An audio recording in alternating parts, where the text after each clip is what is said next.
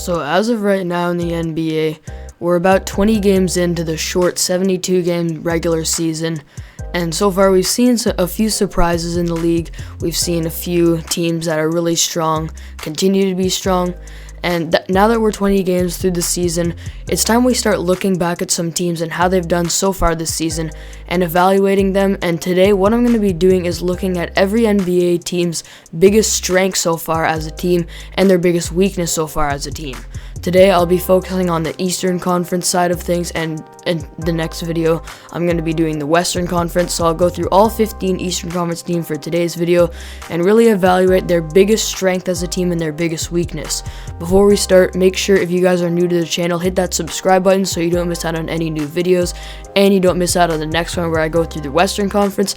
And with that being said, let's get started with looking at every team's biggest strength and weakness so far this season. So I'm going to go in alphabetical order here, so starting with the Atlanta Hawks, and their biggest strength so far this season has been their depth on offense. And we knew that in the offseason they made a lot of great moves, and we knew that the Atlanta Hawks were going to be contending for a playoff spot, and that's what they're doing so far this season. And the biggest strength for them has been their depth on offense, how they have tons of guys coming off the bench and scoring in double figures, and overall a deep team where everyone on the floor can score for them, and they can probably run a 12-man rotation at best on offense, and we know how good their offense is too with guys like Trae Young and John Collins. So their depth on offense is their biggest strength, and I have to say their biggest weakness is probably perimeter defense. And I'm not just talking about guarding the three, but also when their perimeter defenders are out there guarding, they often get beat off the dribble, and if this team wants to contend for a playoff spot, they're going to have to clean up their defense, and definitely their defense on the perimeter. So now I've got the Boston Celtics, and so far this season they've had a lot of strengths, but I think their biggest is three-point shooting. They're only 7th in the league in percentage, but they take a ton of threes each game, and their main guys like Jason Tatum, Jaylen Brown, and Kemba Walker are all very lethal at shooting the pull-up three, especially off of the pick and roll.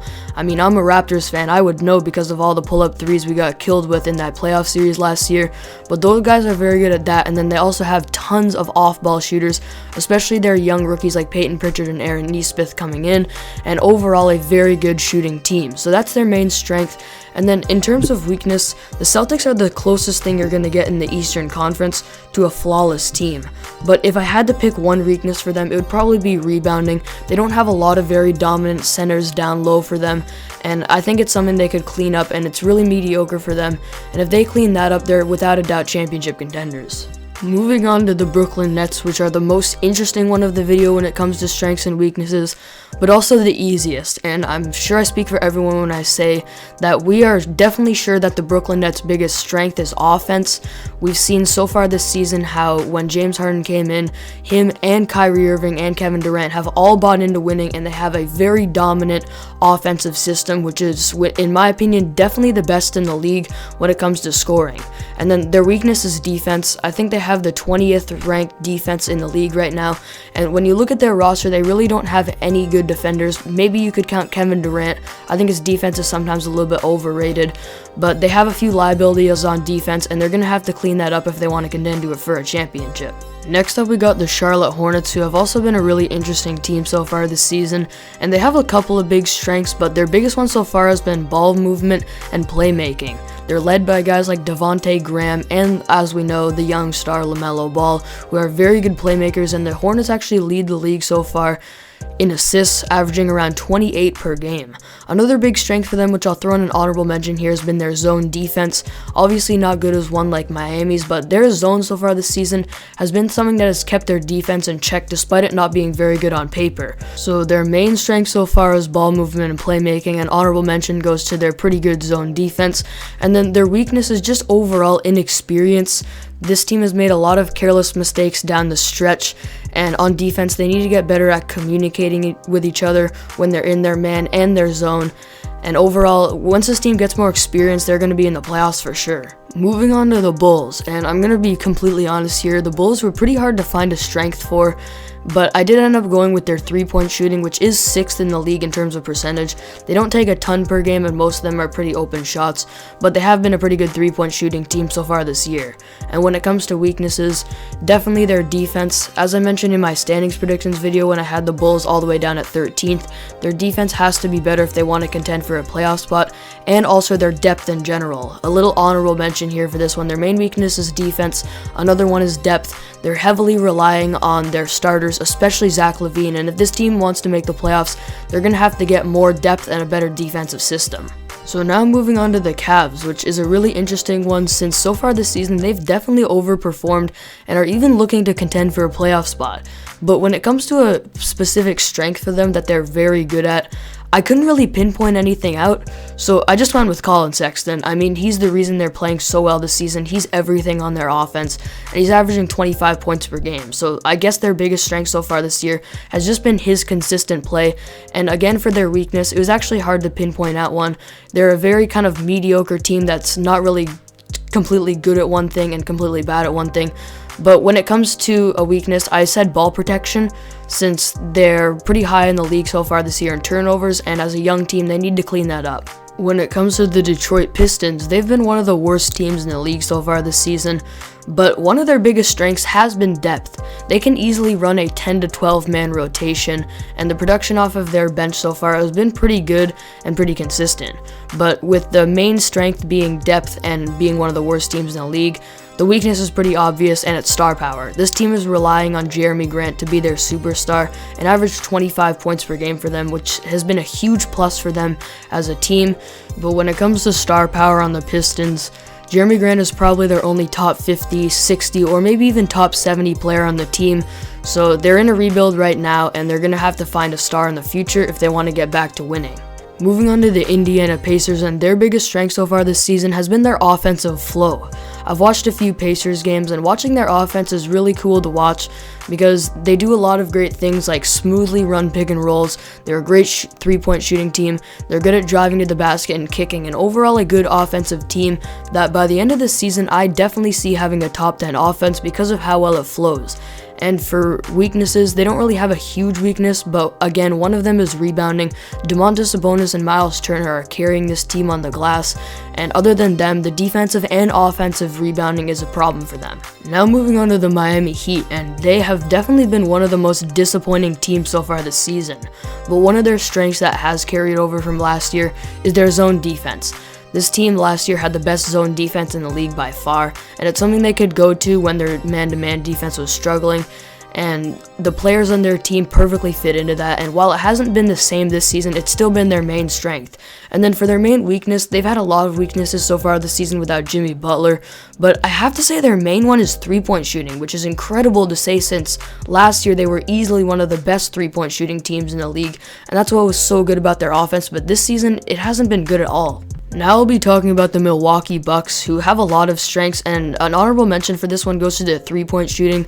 Last year was one of their biggest weaknesses, and this year it's one of their biggest strengths, and if their three-point shooting that's going on right now is sustainable, I think they could be a championship favorite, or at least the finals favorite out of the East. Because last year, that was what was holding them back a little bit in the playoffs. But anyway, getting to their main strength so far this season, and it's been their transition game. I mean, it's pretty self-explanatory when you have Giannis on your team. You're going to be incredible in transition. And also their point guards and their bench and guys like Chris Middleton has been very good in transition. And obviously it's led by Giannis. Their biggest weakness so far this season has been perimeter defense, which I thought was going to be really well with guys like Drew Holiday and Dante DiVincenzo. And I think it will be good as the season goes on. But so far, when the new guys come in, they've just been a little bit inconsistent, and as their communication gets better, they're still going to have one of the best defenses in the league, especially because down low, they have Giannis and Brook Lopez. So now we've got the Knicks, another really interesting one, and a team that's been doing pretty well so far this season, and I can't believe I'm saying this, but their main strength so far this year has been their defense, and Tom Thibodeau has come in and completely changed the style of which this team plays defense, and guys like Mitchell Robinson, Julius Randle, Nerlens Noel, and many other players off of their bench and in their starting lineup have been very good on defense, and they have a top 5 defense so far in the league this season.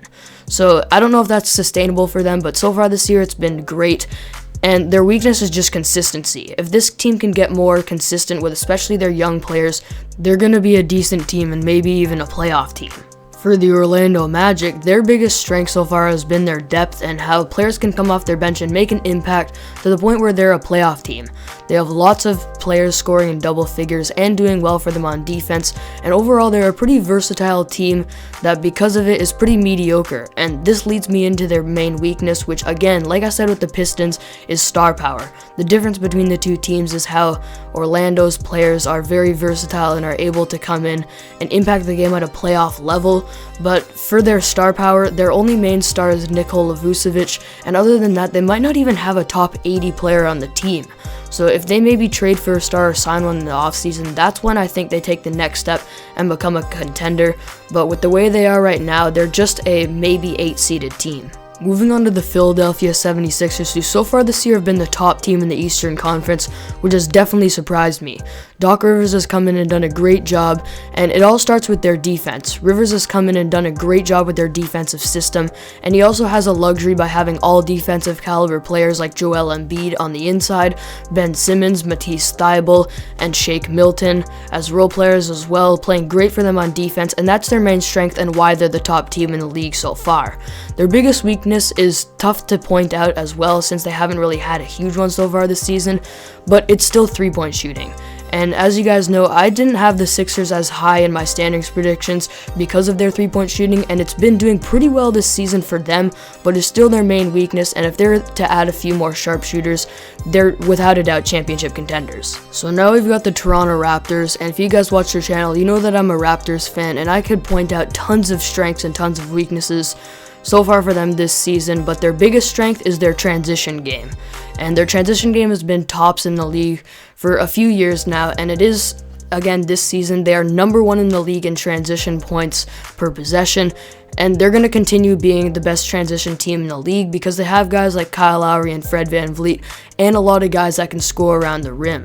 And then in terms of their biggest weakness, we know that they lost Marc Gasol and Serge Ibaka, and a lot of people have thought that this has impacted their defense, which in my opinion it hasn't that much. It's more impacted their rebounding. The rebounding is horrible so far this season. They need to clean it up if they want to get back into a playoff spot. And that's really where the subtraction of Marc Gasol and Serge Ibaka have hurt them.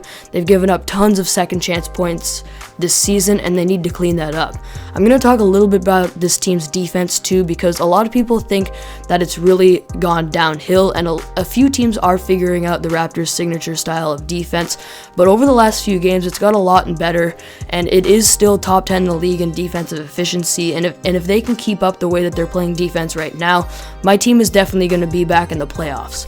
But in terms of their biggest strength and weakness, their biggest strength is their transition game, and their biggest weakness is definitely their rebounding. And last but not least, actually I guess we can say least too, since they're horrible this season, we got the Washington Wizards. They've been a big disappointment, and I'm going to keep this one short. Their biggest strength has kind of been scoring, but not really. It's mostly just Bradley Beal carrying them. So it's Bradley Beal scoring is their main strength, and their main weakness is defense. They have no good defenders, and sometimes their communication is horrible on that end of the floor, and that's what's holding them back from being a playoff team. So there you have it. That is every team's biggest strength and weakness so far this season in the Eastern Conference.